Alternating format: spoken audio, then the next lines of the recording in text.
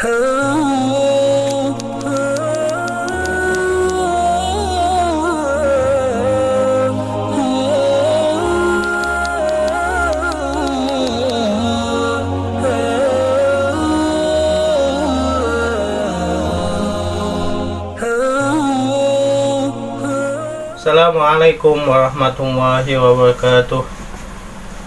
Bismillah walhamdulillah, wassalatu wassalamu ala rasulillah, wala hawla wala quwata illa billah. Subhanaka la ilma lana illa ma 'allamtana, innaka antal alimul hakim. Saudara-saudara sekalian rahimakumullah,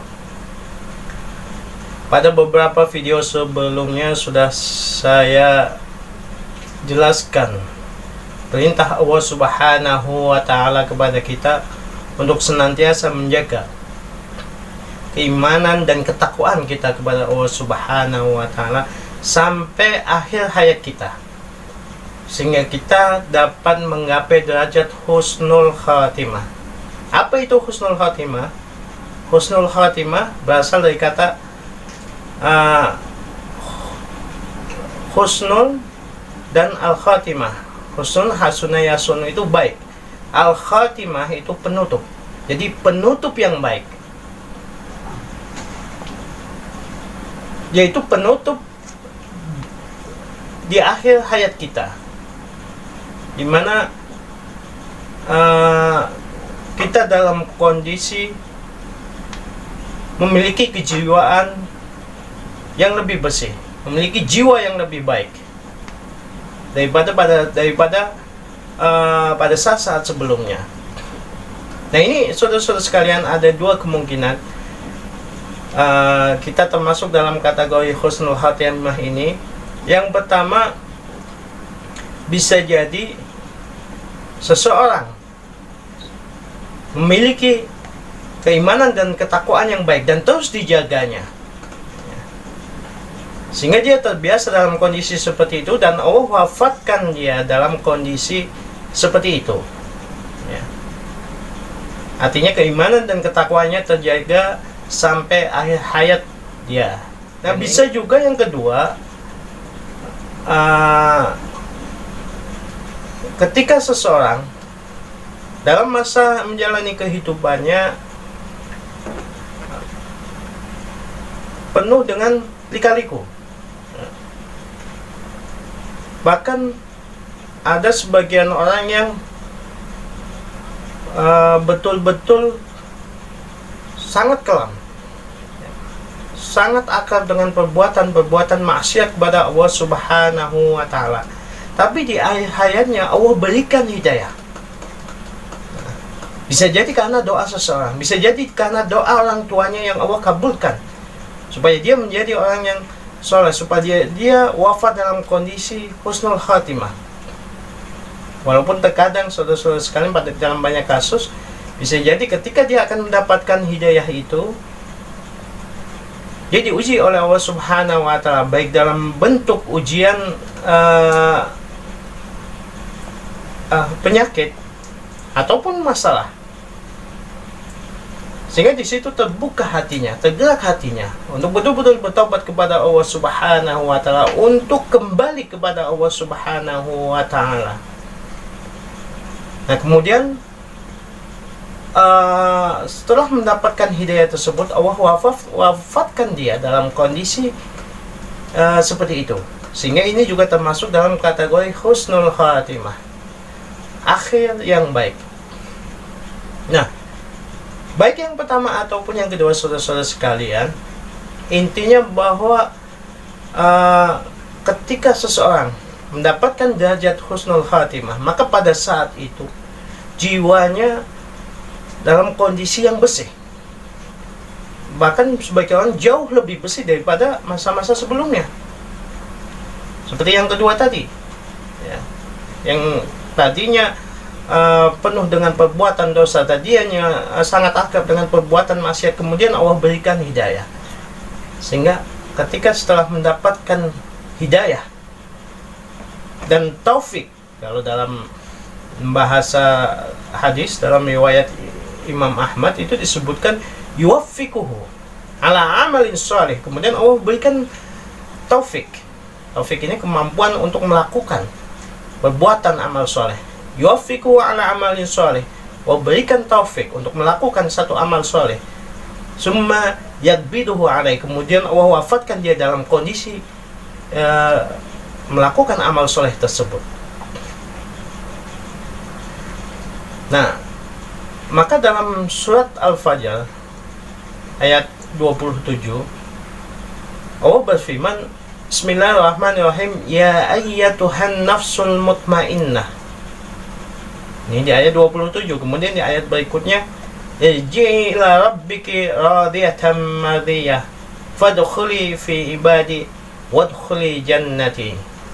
Nah, ini kita sangat akrab dengan ayat ini karena sering dibaca ketika ada seseorang meninggal dunia ataupun dalam acara momen-momen seperti tahlil dan lain sebagainya. Nah, di sini Allah menggunakan redaksi nafsul mutmainnah, jiwa yang tenang. Wahai jiwa yang tenang. Apa maksudnya jiwa yang tenang? Ada beberapa pendapat di kalangan mufassir, ada yang menafsirkan jiwa yang tenang adalah jiwa yang musaddiqah, yang mempercayai, meyakini Allah Subhanahu wa ta'ala, beriman dengan sungguh-sungguh kepada Allah Subhanahu wa ta'ala. Nah, tapi dari beberapa tafsir tersebut intinya bahwa jiwa yang tenang adalah jiwa yang meyakini pertemuan dengan Allah Subhanahu wa ta'ala, sebagaimana disebutkan dalam doa Rasulullah sallallahu alaihi wasallam, Allahumma inni as'aluka nafsan mutmainnah. Ya Allah, hamba memohon kepadamu jiwa yang tenang. Jiwa yang tenang itu seperti apa?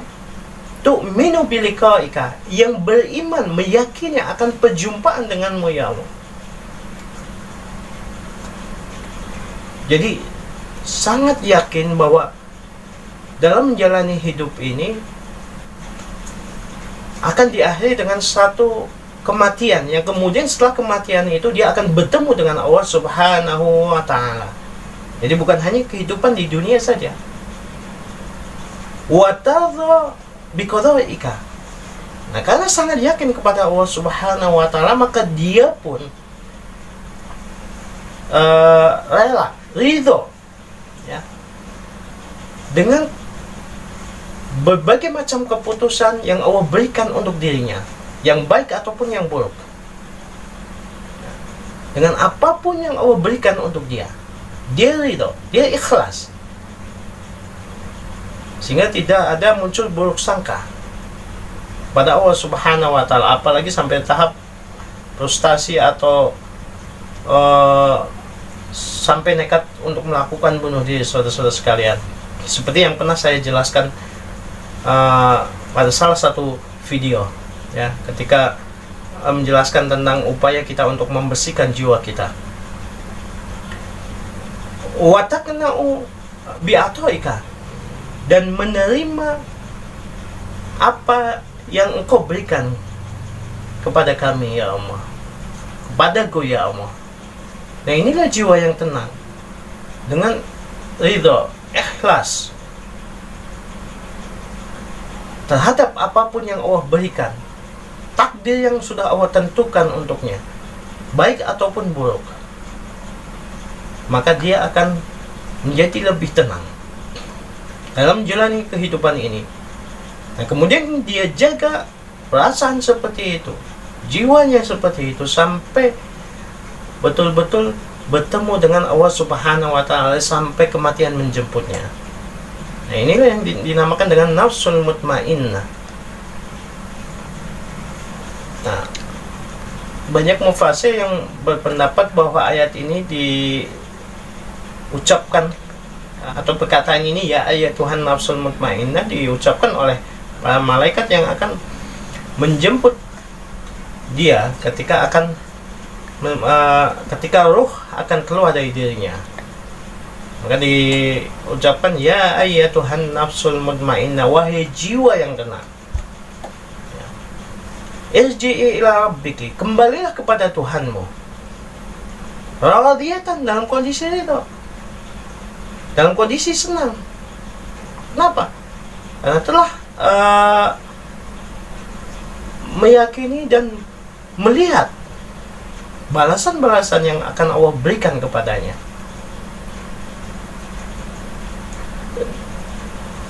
Mardiyah, dan juga diridhoi oleh Allah Subhanahu wa taala. Allah pun puas dengannya. Kenapa? Karena dia telah melakukan amal-amal soleh, perbuatan-perbuatan yang membuat Allah ridha kepadanya selama hidupnya.